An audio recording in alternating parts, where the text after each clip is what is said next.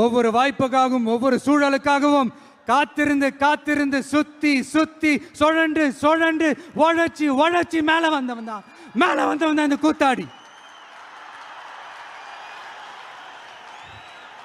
அப்ப கூட உழைப்பு மட்டும்தாங்க என்னோடது.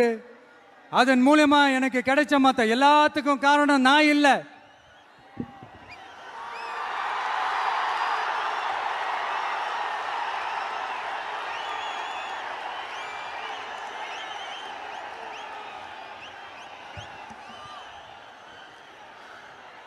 ஒவ்வொரு கட்டத்திலையும் ஒவ்வொரு மனுஷனுக்கு ஒரு டிரான்ஸ்ஃபர்மேஷன் ஒன்று வரும் பாருங்க.